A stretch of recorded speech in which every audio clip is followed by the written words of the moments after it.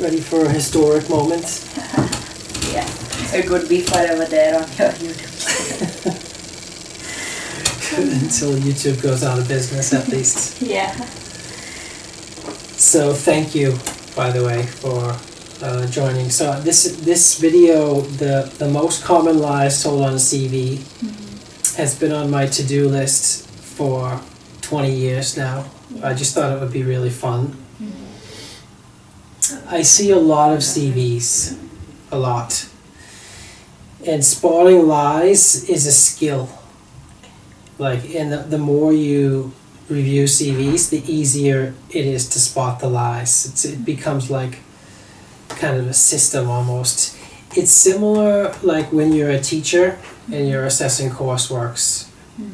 You can see like which courseworks are authentic and which ones are inauthentic, and like trying to do some smoke and mirrors. There are lots of smoke and mirrors techniques. Yeah.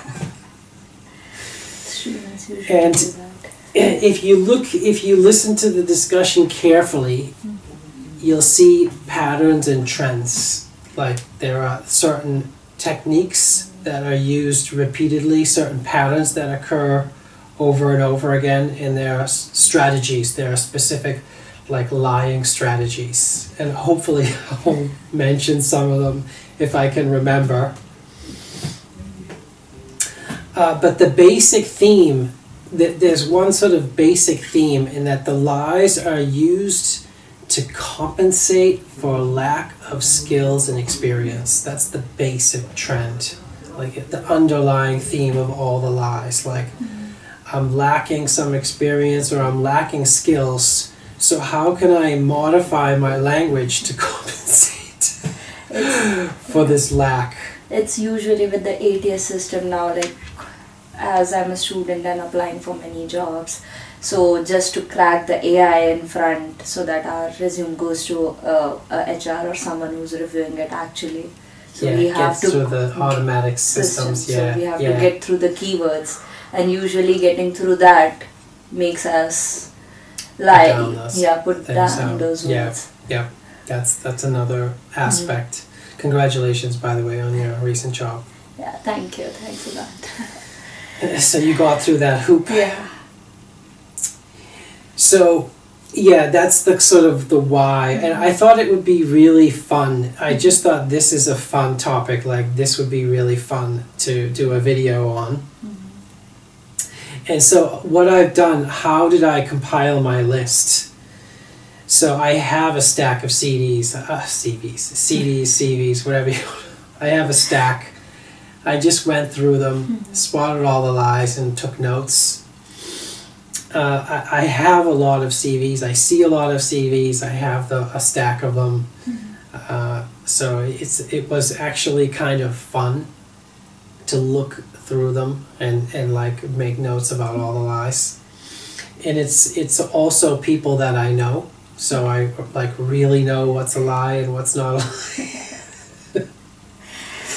I hope my CV was not there. Well, when I tell you what the lies are, you'll be able to like think back at your own CV. Like, do I have these? And then they're organized by section. They're organized by section on the CV. So the first lies are at the top. A lot of people will write something like profile or summary, and they'll have a little paragraph at the top.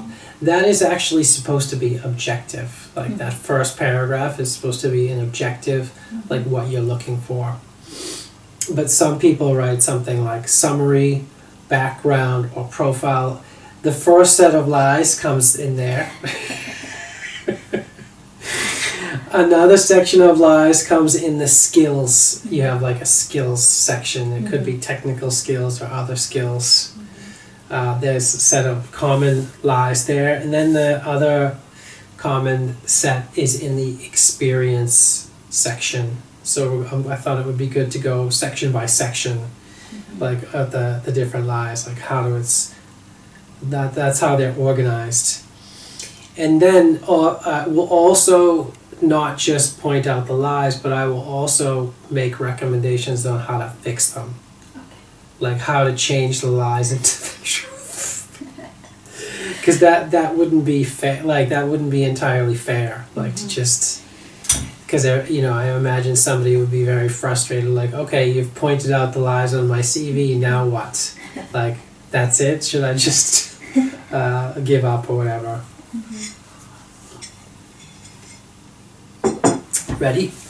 So the first set of lies can be called like white lies, soft lies, or space fillers. Okay. It's like words that in phrases that people are throwing into that first paragraph, the objective paragraph, because they don't know what to write. So they're just throwing in phrases that send off red flags for anybody that's experienced reading them. They're like, oh well, that's they've seen it all before. So a very common phrase that people will write is, instead of writing an objective, by the way, they write about their background, which is also not really appropriate. The background goes into the cover letter, actually. But see, people will write about their background, about themselves, and they'll use phrases like, I have extensive knowledge of, right? Very, very common. These are the most common ones. The word passionate comes up over and over again. I am very passionate about, or I have a strong passion for this. People, I don't know why, somehow this word gets into people's head and they always write this there. Another very common error is I am very detailed oriented, or a common lie like that. I'm a very detailed oriented person with a passion for and extensive knowledge of blah blah blah. And the detail oriented one is a major red flag, like because the reason these words and these phrases are chosen because they fill space, they sound kind of interesting, but you cannot disprove them either. You cannot say, oh, well, you're obviously lying, you're obviously not detail-oriented. But the irony with the detail-oriented one is you can see when it's false, because there'll be errors in the CV, like lots of different detailed errors, like missing periods, missing commas, like sloppy formatting and all that stuff. So there'll be like this sloppy CV with the phrase detail-oriented on it. Multitasking, like I am very good at multitasking, blah, blah, blah, blah, blah, detail-oriented multitasker. Very, very common lie. And it like, so many people put these hard-working. A lot of people write hard-working. I see the phrase passion for. Like I wrote it down twice. I see it so often. The word passionate and passion for.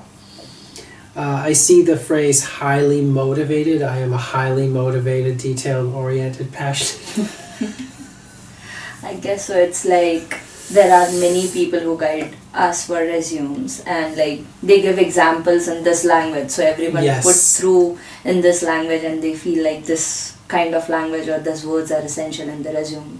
Yeah, it's interesting. It's like I don't know. It's just amazing how consistent it is. Like somebody wrote an example somewhere, and everybody picks the same language over and over again.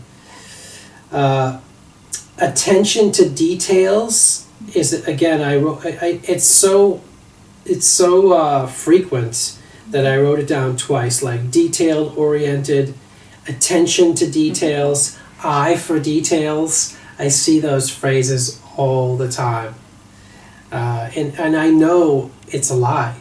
It's like that phrase was chosen because, one, they don't know what else to write, and two, it's a space filler. Three, it's something I can't automatically disprove. I cannot say this is definitely a lie. Like, so if you can use fuzzy smoke and mirrors language that's hard to disprove, it's like a very common. Another common phrase or lie is problem solver. I am an amazing problem solver. And another one is effective communicator. That's also very ironic, because your CV is an exercise in communication, right? And if you're really a good communicator, you don't have to say it. You write an outstanding CV, and that is the evidence that you need to show that you're a good communicator. So, like, how do you fix these? Well, one way to fix them is just don't use any of those phrases. But effective communicator is a good example. If you have a really good CV, you demonstrate that you're effective communicator by your writing in your CV, right? You don't have to say I am a very highly effective communicator. You can just say, like, you write a nice sentence about your responsibilities in your past job, and that will demonstrate that you're an effective communicator. But if you have to use these phrases, you just have to support them with evidence. Like, if you really want to say I'm hardworking, you would put somewhere in your cover letter, like, okay, I had a full-time job here for 40 hours a week, but guess what? I also had a part-time job on top of that, like on the weekends. And then, like, the person reading will be like, oh wow, this person is hardworking. You know, it's also just a matter of supporting it with evidence. You know what I mean? Yeah. If somebody says they have a full-time job and a part-time job, they don't have to say that they're hardworking. It's visible over there. Yeah, it's gonna, the person reading it is gonna be like, wow, this person's a hard worker. Just like we can do, like, as I was working, I was working in some other field, but I had interest in some other field, and I did certifications over the weekend. I did an extra effort to upgrade myself. That's also. Yeah, exactly. Education on the side, side hustles, part-time jobs. Yeah. And that also, like, if you have to put down something like multitasking, if you feel like you have to put this down, you can support that with evidence, like I studied and worked at the same time, or something like that. So yeah, that's the way to escape. But if I was writing a CV, like, if you look at my objective statement, it doesn't have any of those phrases on it. I'm trying to remember mine. I don't know. I don't write I'm a multitasker, or I'm a hard worker, or that sort of thing. Extensive knowledge of, like, you can replace that with a phrase, I have been working on this, or studying this, or analyzing this topic since some number of years. Instead of saying I'm an expert at, you would say the length of time that you've been actually looking at this or working on this topic or this subject. Yeah. So that's the first section of lies. And you can already get a feeling for the CV just by that outline. Like, you already see, oh boy, like, you could even, like, probably have an exercise where you count the number and it predicts the outcome of the rest of the CV.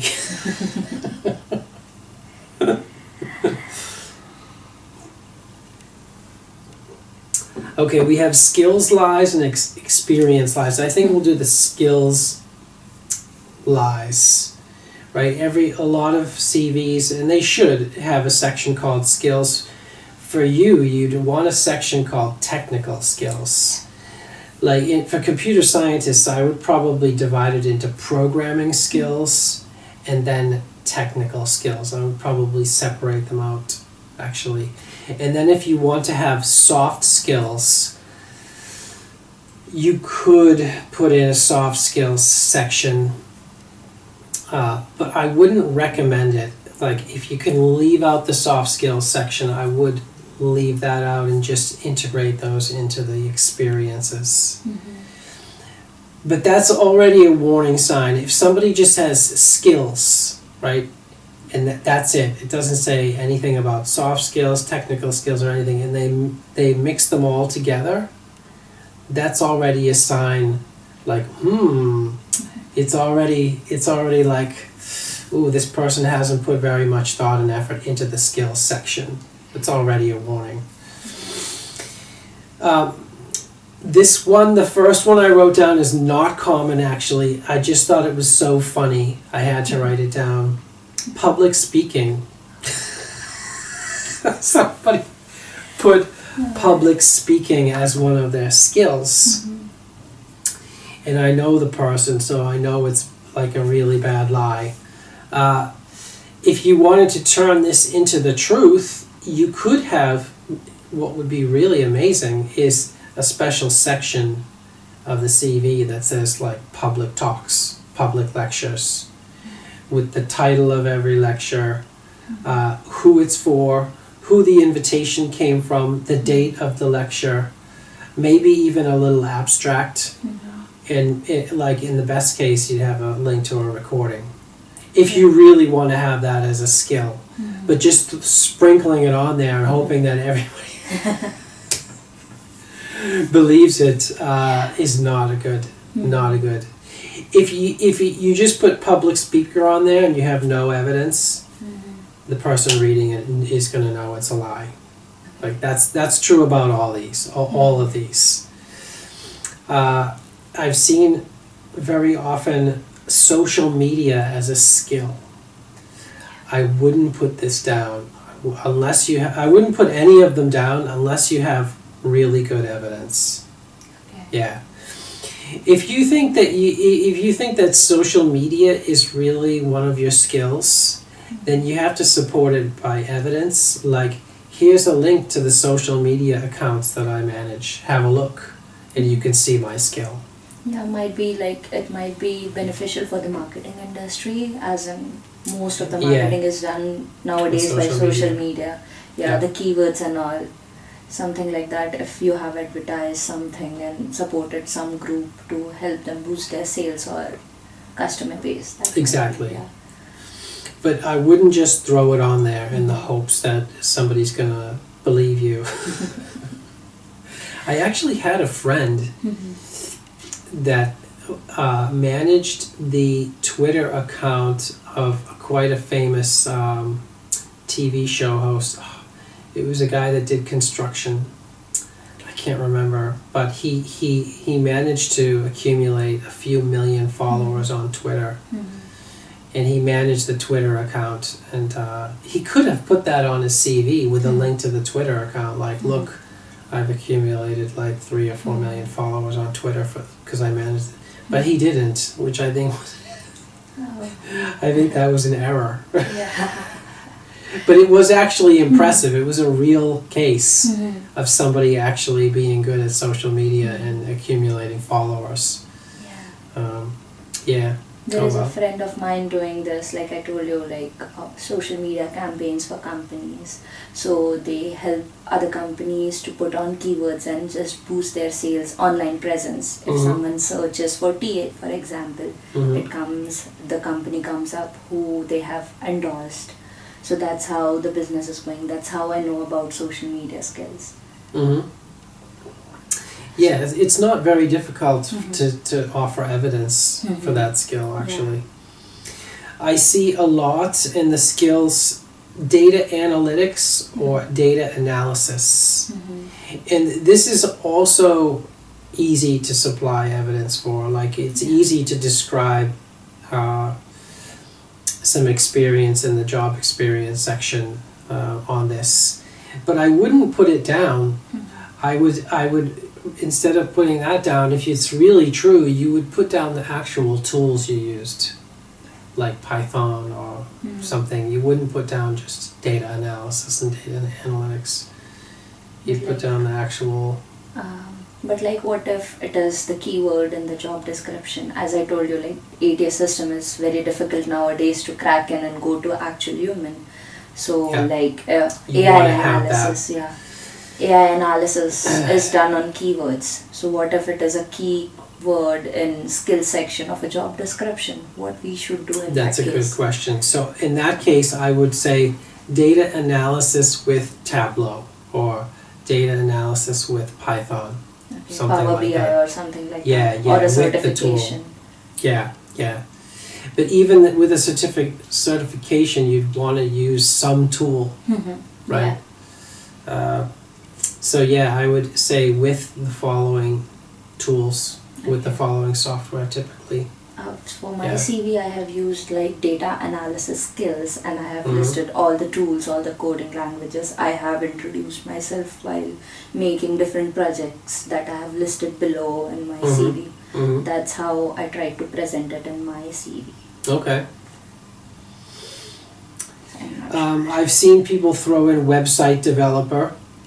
Again, like if you don't have evidence, then it looks really bad. Like if you say, "Oh, I'm a website developer and I can't see your websites," I'm automatically going to think, "Oh, they just threw that in there." You know, anybody that develops websites is going to have evidence. So they're going to have a list of their websites that they worked on. A common lie is problem solver or problem solving skills. Very, very common, yeah. If you wanted to turn that into the truth, you'd want to say, just be more specific, like what problems did you actually solve? Like what class of problems did you actually solve? But I wouldn't put that in the skills list, I wouldn't. A common one is team player. I have a team player skills. I wouldn't put it in there. I just wouldn't put it in there. It's going to be hard to prove that or give some evidence. I mean, in your experience, you can say I worked in a team of 10 people, and that will give some sort of evidence.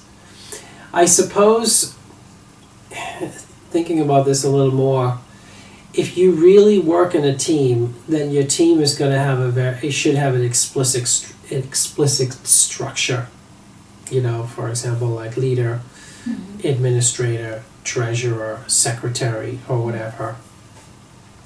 So you would have a specific role in a specific team. And a team would have a specific name or a specific kind of responsibility. Like I was the treasurer in the team that managed this conference, for example. So you could back it up with evidence. But again, I would never use the phrase team player. Never on my CV would I use I would just say I was treasurer, I served as treasurer for this conference. I would never say I'm a team player. Here's a funny one. IT. Some people just put IT in the skills. Okay. Yeah, not That's a good, new for me. Yeah. not a good thing to put down. Critical thinker. I've seen this put down, or quick thinker. I also saw somebody put down quick thinker. Definitely don't want to put those down. Definitely don't. Multitasking, again, that's sometimes mentioned in the soft lies, white lies, but it's even sometimes mentioned in the skills. Communication, like great communicator, again, will be put in the skills to fill up space again. I've seen creativity in the skills. Also kind of like a space filler. Again, you would never want to put these in there. You would say, I built and designed and did this creative project. You wouldn't say like creativity as a skill. You'd actually say what you did that was creative somewhere, if you want to turn it into something that's true. You know, planning, I've seen planning as a skill. Again, you wouldn't put that in there. You would say, like, I planned and developed and implemented this project from start to finish, like in the experiences. You wouldn't just put it as like planning as a skill, you know, by itself. Time management. Very common lie. Yeah, not a good thing to put down. I've seen negotiation put down as a skill. like this one, like, would really need evidence. I suppose that it is possible. You could put this as an experience with evidence. Like, I negotiated the price of a contract that from, well, I don't know, like 50 million down to 25 million or something like that. But you'd have to supply some evidence for that one. Just writing down negotiation as a skill. A lot of people will throw in programming languages as a skill, like I know Java or I know C++, even when they don't. A common question I get is, Bob, I have some experience with this programming language, can I put it on my CV? And what I did and what I recommend is you have a special section called programming languages, and you have a list there, maybe Java, C, C++, or whatever, Python, and then you put down the year that you started using it. So I used to put down, like, since this year. This is the year I started developing in this language. So they could see exactly. So if it was the current year, it's basically saying I'm a beginner, I just started this.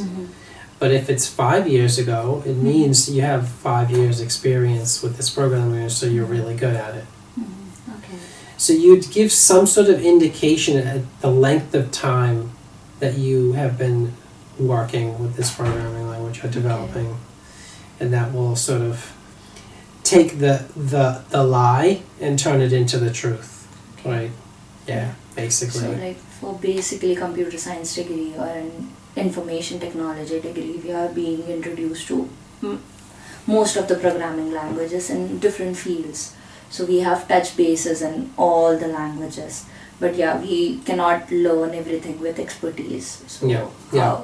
So how it should go, like just the one wherein we developed something, or like in Python I develop projects, in Java I have developed projects. It might be coursework or it might be internship or something like that.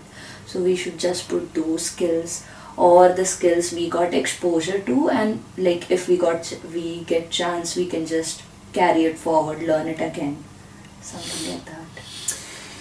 In what you just described, I would probably divide it into two subsections or whatever, like skills that you think you're competent in, where you actually have developed like things with, again, it's some sort of time indicator. Like I used Python for 3 of my modules, and I used it for, I don't know, 9 months or something like that. And then for the other ones, where you didn't use them but you got exposure to, you might just say like tertiary or introductory knowledge of the following, something like that. Okay. Yeah. Okay. Something like that. Yeah. That's helpful. But you want to avoid the situation where you clump them all together and there's somebody looking there and they're like, oh, I see you put down assembly language and your skills. Let's test your assembly language knowledge now. And then you're like, oh, well, actually, I saw some slides on assembly language in my computer architecture course, but I never did anything with it. Then they're going to be like, okay, well, in their mind, they're going to say, oh, you lied on your CV then. Like, you want to avoid that situation. Like, you only want to put down things that you are prepared to answer questions on. Okay. Right? If somebody says, you put down Python, you're probably comfortable answering questions about Python. Like, what did you do in Python? In some of the job interviews I've been to, they ask you to write code. They say, go to the whiteboard and write a procedure that does this, you know. So can't lie about that. Yeah, yeah. And I still remember some of those interviews. Yeah. So, like, according to my recent experience, like, it was more about if I am able to create the logic. even though my coding skills, like we don't remember syntax on tip of our hands, like something like that on tip of our toe. But over there, if we are able to build logic, they are satisfied by it. Like I know the math behind it, I know how it would work with support of online tools and everything else. I can just put through the syntax and it would be working. That's how I got experience in the interview market currently. Mm-hmm. Mm-hmm. Yeah, I think syntax errors are going to be quite common. Yeah. I remember one of the job interviews. I had a job interview with Microsoft, and I had C as one of my programming languages. So he said, "Okay, I want you to write a C function that does the following." I don't remember exactly what it was, but I wrote it, and I had the syntax. But he said, "Oh, you forgot the /n for new line at the end of that print statement." I was like, "Yeah, you're right, I did." That happens a lot because every programming language have some different things. Yeah. Yeah. But I was happy. I was secretly happy because I was like, "Oh, that's the only mistake you found. That's the only syntactic." I didn't say that, but in my mind, I was like, "Oh, wow, that he couldn't find anything else that was problematic." So I was actually happy.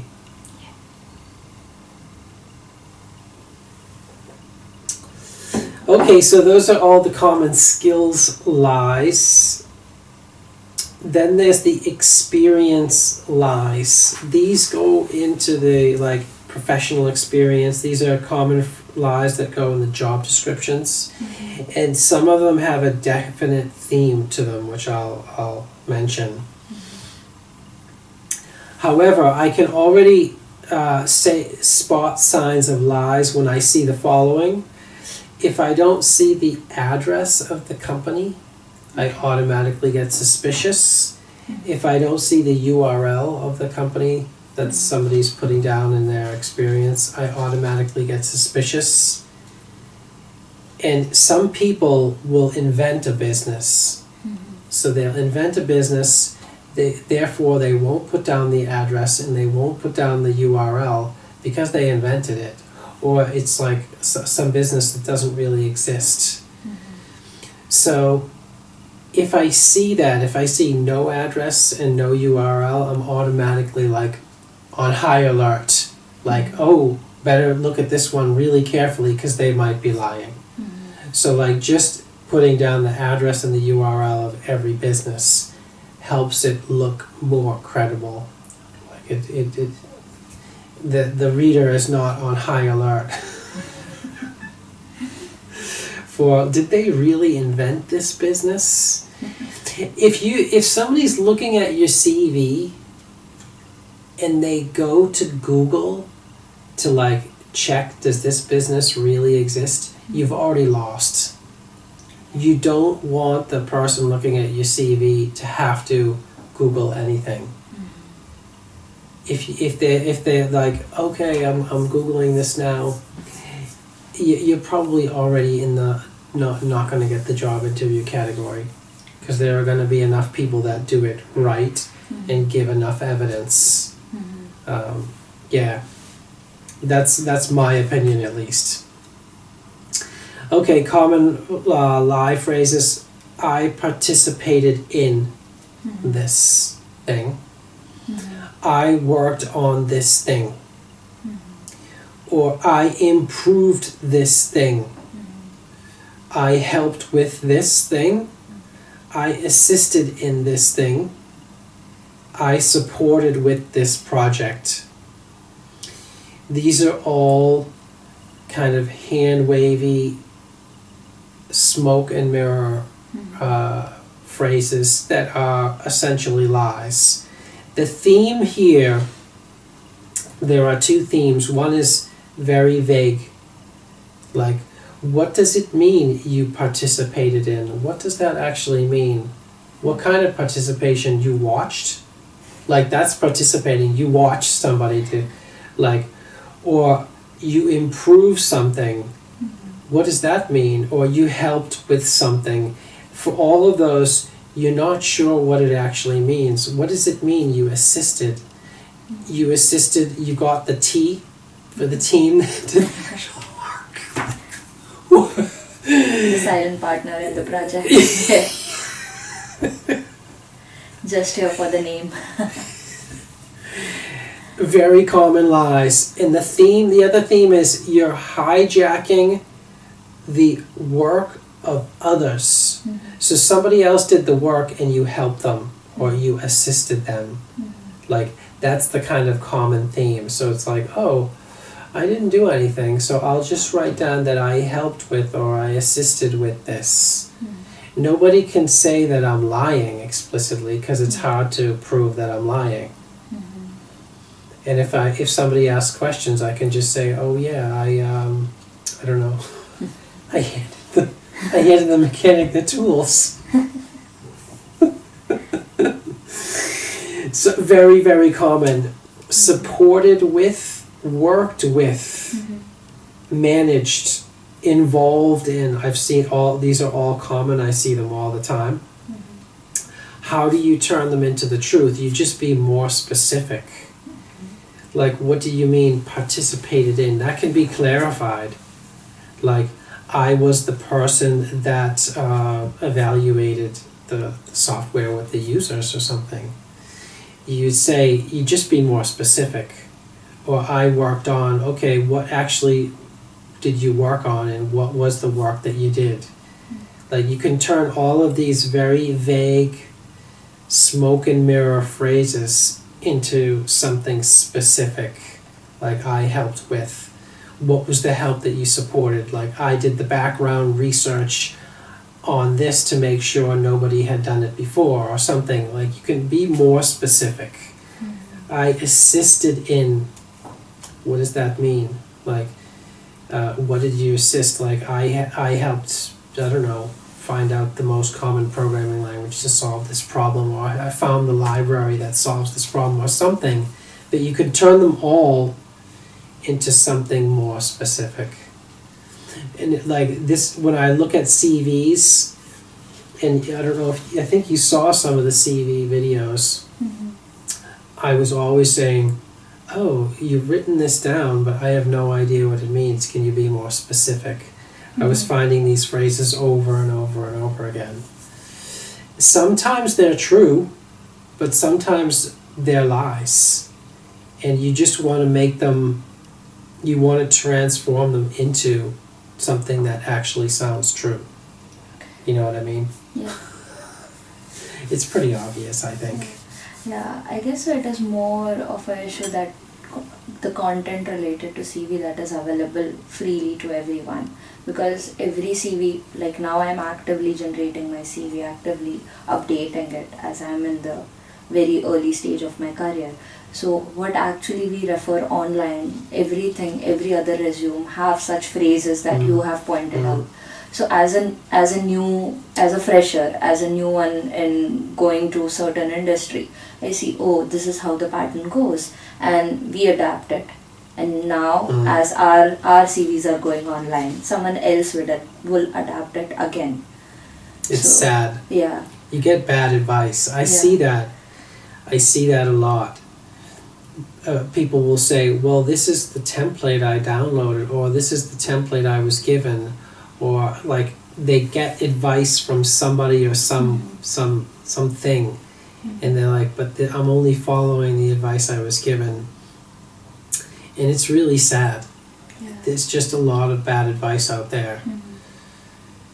And I know why. It's because, like, somebody in an office somewhere said, oh, we have to supply some sort of a template. Oh, let me whip up something. Can I make the template in 5 minutes? Like, I'll give myself 5 minutes to make a template. What are some common generic phrases that I can just throw in there that everybody can use? Assisted with. Oh yeah, everybody can use that phrase. So I'll just throw it in my 5-minute template. The only thing I care about is I already have a job, like making this template. I know I'm going to get paid on Friday. I just want to get this sample template out of my hair as quickly as possible and move on with my life. Like, that's where a lot of the advice comes from, like the sample templates. I saw the sample CV template that, like, the university here gives out. I don't Mhm. remember where it came from, but it was so bad. It was so bad. It was a Harry Potter CV. Did you see that one? I'm not sure. Like I have interacted with few of people over here. Like we have career Okay. guidance group, and like if I go to every other person every time, whoever is available on that day, so everyone has different opinion. If I get Mhm. my resume reviewed from you today, and like I was like, okay, according to you, this seems to be very close to perfect and like very close to what I am capable of, but someone else would have a very different perspective on it. And Yeah. as a student, it is very confusing. Yeah. So, yeah. like, we tend to stick to the simplest format Mm. that we understand as a Mm. student, and Yeah. not go overboard and risk everything over a piece of paper. So Mm. that Mm. the common factors we pick from everyone and just build up a resume. And Yeah. usually it comes up with this keywords. I can remember my resume, I can remember my friend's resume that I have read and I have seen like how it is going. So like initially our resume sounded like this only, but as and when we got reviews and we met different people, it changed quite a bit, but it still has some phrases like this. Yeah, yeah. Yeah, I've heard students say, oh, I was just following the template that I was given, and then I said one day, can I see the template? And it was written by a part-time secretary whose boss said, can you generate a template like for these students? And I have no idea how they generated it, but somebody got it in their head, like, I'm going to write the CV for Harry Potter. And I was like, you guys don't see that this is a joke. Like, this template you got is a joke. Like the School of Wizardry. Oh God. Skills like waving a magic wand. No, I didn't came And across that. assisted the head of Harry Potter Hogwarts school with like I don't know, serving magical spells. It was so bad. I was like, yeah, okay, like this is the garbage that we're giving, that we're giving people, which is why we're making these videos. Yeah. So, are there signs that somebody looks like they're lying in their experience section? Is when the description is too short, the job description. For me, the shorter the job description is, the more I think it's a lie, basically. The less detail there is, the more I think, oh, this doesn't sound true. The more detailed it is and the more specific it is, the more I believe it. Okay. Like, it performed exactly this function, exactly with this software, and here were the requirements, and here was the things I delivered. Like, that's very convincing. It's very specific. Learned, like I learned this, very, very, don't want to use that phrase. I saw somebody put handled, like I handled this. Really, that's very, very vague. Like you wouldn't want to include a phrase like that. I saw somebody put in completed tasks. Very, very vague, hand waving. Ensured, I ensured this. Okay. Like I ensured that this task got completed. Without actually saying what it was. Like, so I ensured that tasks got completed in a detailed, oriented way according to deadlines. Like, you could use all these phrases and you can see how you could put together this list and just come up with a completely fabricated CV. Yeah, if you had all these things here, you could just put them all together and boom, you'd have some generic CV. Okay, and there's another section that people will lie on, kind of white lies. It's the training and certificates, kind of this. If you have training and certificates, that's a good thing. But people will throw this on there to try to convince you that they have some training or certificates that aren't necessarily true. They'll just throw on a list there, like, I have training in this, that, I have a certificate in this. If it's really true, then you want to include who gave the award, like who gave you this training, who gave you this certificate. You want to include the result, like you should have gotten some sort of a result. There's usually a reference number, like your certificate or training has some sort of reference number. You might even be able to include a URL. So when I get an award, I scan it in, and if you want to see it, you can click here. Yeah. And like the ultimate, like I just said, is the person can see it. So you could include a link to it. You could also include it, like a really, really good CV is actually going to come with some sort of portfolio. In your case, it could have been a link to like a GitHub repository. That's okay. You can put certificates in there, like here's a JPEG of the certificate in your GitHub repository. Like that would be nice. Like if I saw that, I would be like, oh, this person's really on the ball. Like I can click on the GitHub link and see a copy of the certificate. Like that would score bonus points. You know, I'd be like, this person has their act together. Like they're detail oriented, they know how to provide the evidence, they're not lying, they're trustworthy. Like that, and that would be like also the multitasking would come in, the dedication, the hard work.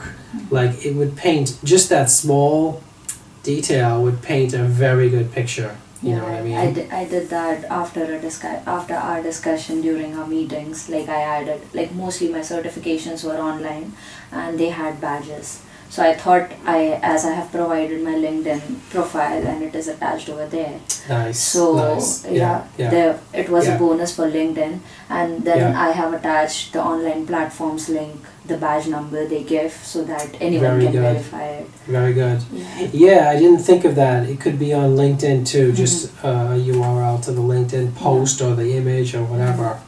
Yeah, in the certification section, LinkedIn usually asks the badge number and it verifies it, so that. Nice, I didn't know that. Yeah. That's so really good. On LinkedIn, we can add a URL over there, so that if anyone ticks on the URL, if it is an online course, it goes there. If we are getting it from certain company, it takes you to the company profile. Do they actually provide the certification? Yep, that's really good. All the evidence is really good. I personally think everybody should have some sort of portfolio. Like if you say you're a website developer, then you have a portfolio of websites, you know, to a company. If you're an artist, you have a portfolio of artwork that you've created. Whatever it is you're doing, you have some sort of portfolio. For computer science, it's like GitHub.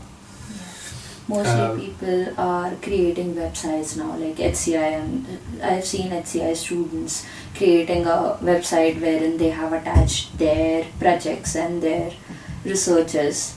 For me, I have done GitHub, like I have just put all the academic projects, all the projects that I can put over there without any issues with the data and all. They are available to public, and the GitHub link is on my resume. That's how I verified my academic projects and dissertation and everything on the resume. That's why you got a job. I'm sure. That's really good. Like I was in dilemma, is it necessary? Like everyone around me is creating their own website. Like they have their projects well presented over there with some animation or something like that. But for me, I'm not good at creating websites, so it would be an extra effort to learn it and then create my online portfolio. So I just went on with GitHub, but I was dicey if I should do that or just stick with GitHub as the projects are already there. GitHub makes sense. Yeah. Makes sense. Yeah, and I saw somebody had brought me their CV just a week or two ago. and they said they're a graphic designer. And they didn't just write it down. They said, here's a link to my portfolio. And I thought, oh, that's so nice. Finally, somebody's got their act together. Like, they have a portfolio of evidence. So immediately, it's like a relief. You know, it's like, oh, yeah, somebody's not lying, finally. It's so nice to see a good CV, and it's so unusual, like, to see somebody that's got their act together, and like, and it also shows work ethic. You know, if I see a CV, I can judge how much effort has gone into it. Have they actually put in effort into this or not? I can probably even put a number to the number of hours. I can see ones that have been put together like in 5 minutes, or they've taken a few days to carefully, really, really carefully craft it and put in all the little details that help. So just some very generic sort of guidelines on how to turn the lies into truths and avoid lying. Just, this is very generic. Including evidence. Like, if you say something, you want to support it with evidence. Good evidence is often in numerical form. The more numbers you can put in, the better. Like, I led a team of how many people? And for how long? How many months or how many years? The more numbers I see, the more I'm like, oh, I believe this now. Like, I led a team of people is not very convincing. But I led a team of 10 people for 10 months, you know, for this reason, that's very convincing. So anytime you can quantify or support your statements with numbers and data, that's very good. Specific quantities, specific percentages, specific numbers of people, specific lengths of time, specific increases or decreases. You know, I brought the number of followers on this account from 1 million to 2 million or something like that is very much more believable than just I increased the number of followers on this account. Those are all very good strategies for sounding more convincing and turning the lies into truth, right? Including URLs wherever possible is very nice, really nice, especially with your experience, but like you did with your certificates. In my CV, there are a lot of URLs, a lot. Like, everything has a URL. Like, I was a team leader here, I had this volunteer role here. There's always a URL to show, like, if you want to see more information about this, you can click here. Like, if you want to see more information about this organization, you can click here. There's URLs attached to everything, basically. Even for the companies, like if I have worked for a specific company, it might be a multinational company, just the address to their page would be good. Yep, that's much better than nothing. Okay. If you have a URL that's a little bit more specific, like a specific division in the company, that's nice. So in my CV, I have a specific divisions, so like School of Computer Science or Department of Advanced Simulation Technologies. So like company name plus the department. Okay. Yeah. And the URL might be to the company, depending on the size. But there'll be information there about the company and the department that I worked in. Portfolios are really great. Very, very few people have portfolios. Very, very few. So if you have one, it automatically raises the quality of the CV. So anybody that has a computer science student that has a GitHub repository with some open source code and different projects will be great. An artist should definitely have a portfolio, right? I think I can't think of anybody that shouldn't have some sort of portfolio. For an academic, the portfolio is something like a list of publications and a list of grants. That's a typical kind of portfolio. But I can't think of anybody that. I guess if you work in business, it's more difficult to have a portfolio of something. But if you have a special skill that generates output, there should be some collection of your output somewhere. At least some practice projects or something like that. Something, yeah.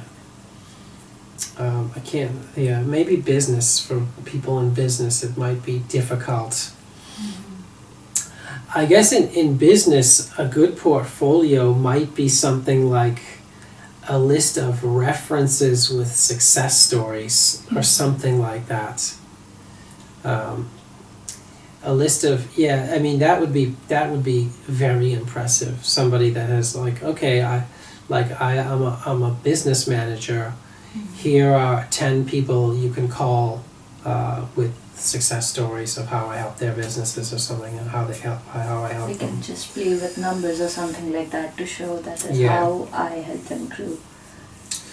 Yep, include percentages and quantify everything. These are the basic ways you can take lies and transform them into some truth. Yeah. It's mainly the writing style, I guess. Even if I'm telling truth and I have this kind of phrases, it creates doubt in the person who's reading it. If I write it properly, even though they are lies, they would be presented as more of an honest work that I have done. So that's how it goes. Yeah, and if you think about it, like, if somebody's lying, they're not going to do these things because you catch them. Like, imagine somebody trying to create a lie with numbers, then it exposes them. Like, nobody's going to put down, I led a team of 10 people if they didn't. They might change the number. Like, they might change the number from like 5 to 10 or something like that, but nobody's going to put down, I led a team of 10 people for 10 months if they never did. You know, nobody's going to do that. They'll put down, I led a team of people, but they'll never put down the specific thing, because you can catch them then. Like, who were these 10 people that you led? You know, you can. But if you put down, I led a team of people, you can fudge your way out of that if somebody asks you about that. Oh yeah, that was my brother and sister. Or my soccer team. Or something like that. They can fudge around that. But if you say like a team of 10 people for like, you know, this specific project and this specific length of time, that's hard to lie. Like, nobody's going to do that. It's more of something like academic viva. If you have actually read it, you will be more detail oriented, like on XYZ article I read this and this might be the case, and something like that. Awesome. Oh God. Finished. I got it off my chest. I've been wanting to do that for a long time. Yeah, in between also, like when I was coming for the projects, you were asking like if we can do this. I've been talking about it for a long time, haven't I? Like a few years. I still need to do a video. Like one I haven't done is like how to actually write a CV. Okay. I haven't actually done that. Okay. Like, I should theoretically have one, like how to write it and like a template and stuff like that. Maybe I'll do that someday. I'm not sure. A template is very hard.